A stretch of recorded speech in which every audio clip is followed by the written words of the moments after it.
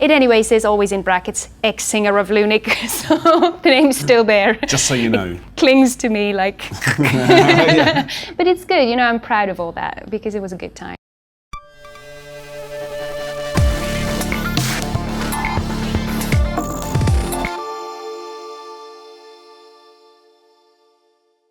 Jael, you've had a new album come out at the end of last year, I think it was, October, called Shuffle the Cards.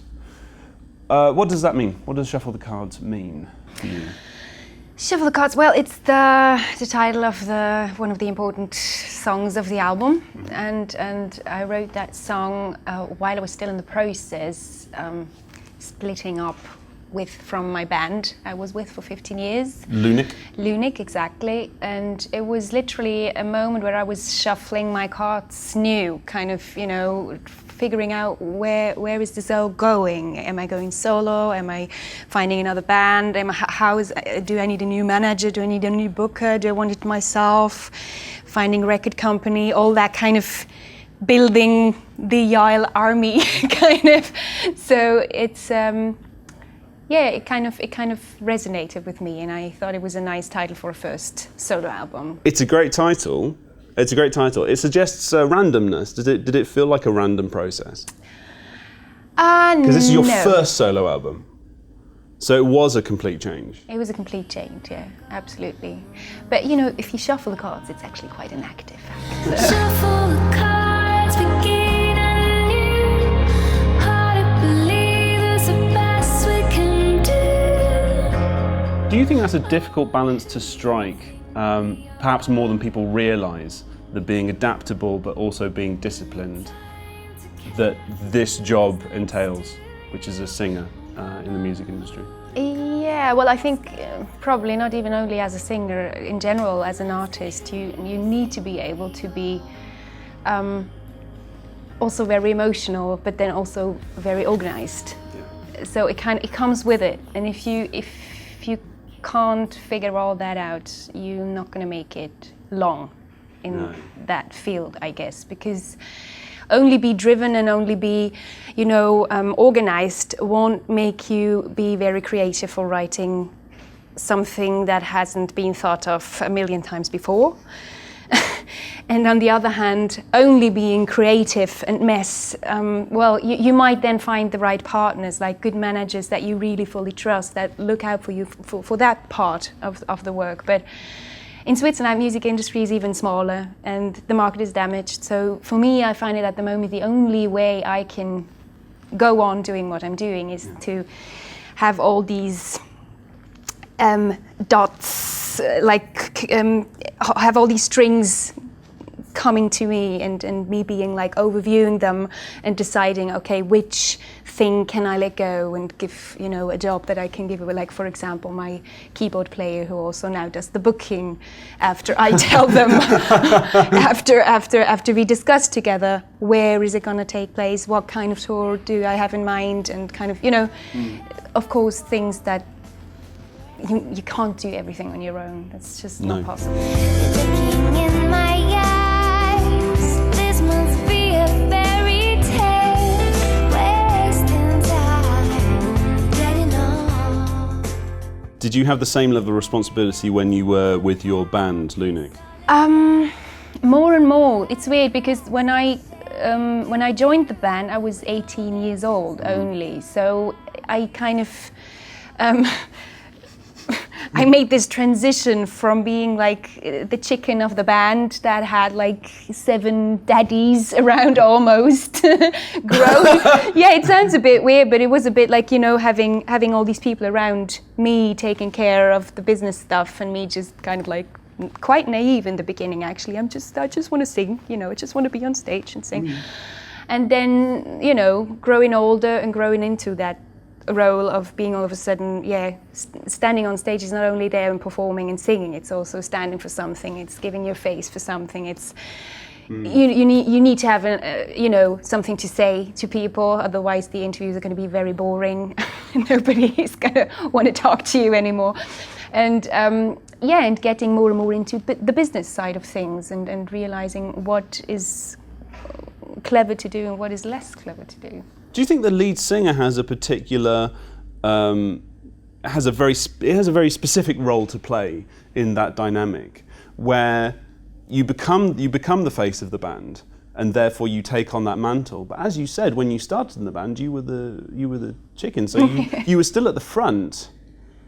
So how does that evolve over time? Yeah, well, it was quite tricky in the beginning, but I was very lucky to be working with people together who got it. That, oh, okay, you are the face and people are interested in you, and you go out there, you do the interviews, people want to hear your stories. It's your lyrics, so it's also your stories. So that needs to be taken, how do you say it? It needs to be considered. Yeah. They were your lyrics at the beginning as well? You were writing songs? More and more. In the beginning, there was like, with the very first album, I think it was like only one lyrics, and then it started to be more and more my lyrics, pretty quickly actually. Okay. I think from the third album on, it was all mine. And yeah, I mean, it's a very personal thing, so it can't be, you can't try and sell something that doesn't, people will notice if it's not really the same person singing the lyrics, writing it, feeling it, and selling it. It just has to be, unless you have a very good marketing person who kind of does that. We can't afford that in music industry. No, not when you're starting out, I suppose. No. How did the other members of the band adapt to that changing situation as you evolve? Very well, actually. I mean, it was even not only reacted, it was even pushing towards that more and more. The guys, they just realized there's no other way. It just happened, and all of us had to kind of go with it. And yeah, I think that's the reason why we kept doing what we were doing. If I could see me through your eyes, if I could touch me with your hands, if I could smell me with your nose, what would I be like? You went for 15 years, and it sounds like you were with a bunch of people who you couldn't have had a better bunch of bandmates. Yeah, well, it changed as well. Actually, we recorded, I think, 8 albums, and there's not a single one that is in the same, that had all the same musicians as the previous one. Okay. It always changed. That's also a big thing in Switzerland, because it's a bit weird to say that on a finance TV, but there's not a lot of money in the music industry in Switzerland. So a lot of people, after 2 years, they go like, you know what, this is too tough for me. I'm just going to go back and do my everyday job. And then next year it's like, oh, I'm sorry, I'm being a father now, and I have to focus on other things. And so it kind of kept changing. That's a pity. Do you think more money needs to be funded into the arts? Absolutely, yeah, I think so. It's, I think anyway, at the moment, the way it looks, and I'm not sure whether that's good, is that music industry goes more and more back to where it came from, meaning patronage almost. I mean, a lot of musicians, they fund their music by crowdfunding, sponsors, stuff like that, which is really great as an artist to realize, okay, there are people out there who want to help support art. Mm-hmm. But on the other hand, there's a line you have to draw as a musician, because when it starts to be, okay, I pay for it, but then you have to do what I'm saying. Yes. That's very dangerous for the art. Yes. So I'm at the moment, that's what I am kind of exploring a bit at the moment, because I did a crowdfunding as well for my album, for my solo album. Not all of it, but partially I did a crowdfunding to finance my album. And so it's kind of, it was finding out, okay, where does it feel okay, and where doesn't it feel okay? And so how has it felt having these people who you have to, you promised them something? How does it feel to have to knowing that you have to satisfy those demands, or they're demands that you obviously set out? So it's not. Yeah, but that's exactly what you're saying. That's exactly, for me, that's what made the difference. It's not, please give me money and I'll do whatever you want, kind of that would be prostitution, I would say. But it is, look, I know that my fans would really appreciate having something very special from me or with me. So I figured out, okay, what might that be? And what do I feel okay with offering them? So I pretty much created jobs for me, telling them, look, I could do this for you. How much do you want to pay for it? You know what I mean? So that's fine. For me, that was fine. In that moment when somebody comes like, oh, okay, now I really still want to support you.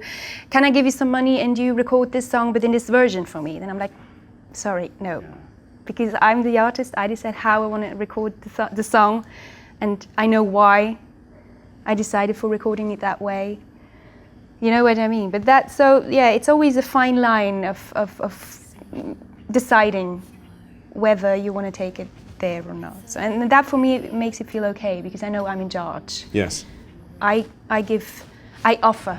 But I must be wrong, 'cause all my heart, oh, it's beating, my head is spinning. So the solo album comes just after the split up of the band Lunik. It appears to have been a very amicable split, because you announced it and then you went on another tour. Yeah, you can look at it that way, but you can also look at it from the other way, which means we had already booked a tour when the guitar player decided, Oh. I'm not here anymore. Oh. So the people remaining there had to make sure that there was a new guitar player standing in for the last gigs. Huh, okay. So it was yeah, that was something. But you know, it was just in the end, after it was quite a tough year for all of us, I guess. It was difficult. But for me, I was, you know, I was out because we also had this last album coming out with the tour, and everything was just set out. So that was a bit straining for me, because of course I had to go out and promote it and do interviews, and everybody wanted to know about it, and why is he not there anymore, and why is this your last album? So that was tough. But it was also good for me to find, to really deal with it, and to find out what went wrong and why is it the way it is now. So that was a good way of learning things about myself and about everything, about life. Yeah. And you know, for me there was no, because you mentioned before you thought it was very amicable and friendly outing. That's what it looks like. What it looked like. It's a lot of people said that, but there was like, yeah, of course, you know, it's, if bands split up, it's always either musical indifferences or personal indifferences. And there, I mean, what good would it be for me to go out there and talk all about our personal indifferences and who did what? That's like, it's not my style. So if it's just like, look, we've been working for 15 years together. That's the good thing about it. Yeah. And now we've reached a point where we realized, okay, maybe it's better to not work together anymore. And that's all there is to talk about.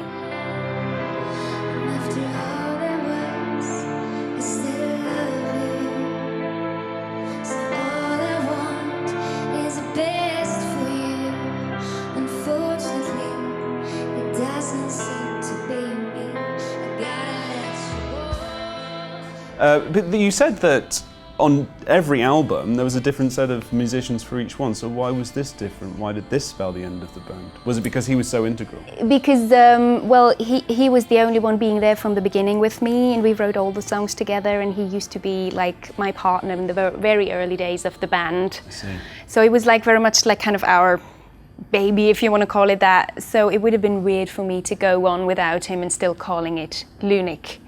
Because, yeah, that's kind of... Lunik is you guys. That was like us, yeah. And everybody else was okay for me to replace and everything, but with him, it was just like, no, there's no way I'm going to still call it the same name. Even though a lot of people said, like, you're stupid, you know, the name is sustained, there's this brand, you just can't let it go. Yeah. Maybe that's me being a human and realizing, no, I really needed a clear cut as well, because it was dragging along a lot of stuff happening from when I was 18 years old, you know. So I think for me, in the end, it was the right decision to just go like and say, okay, look, now I'm Jael now. And it anyway says always in brackets, ex-singer of Lunik, so the name's still there. Just so you know. It clings to me like... Yeah. But it's good, you know, I'm proud of all that because it was a good time and we've reached a lot. So. And you've taken it as an opportunity to branch out and find your own style and to work on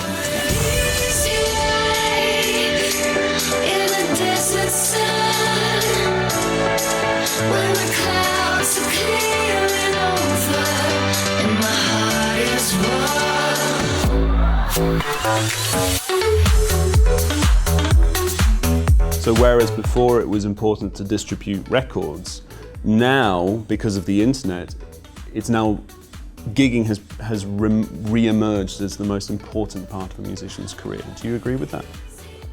Almost. For me, well, what is true is like we used to promote our records because that was our income back in the days. And today it's like almost the other way around. The record is like promoting your gigs, but also your brand, because where I can really actually earn money nowadays is not even the gigs, because also the ticket sales are dramatically dropping because there's just too much stuff out there. So where I can actually earn money is with my brand, you know, being invited for corporate events, being invited as a speaker, being invited as being the new face for something, campaign.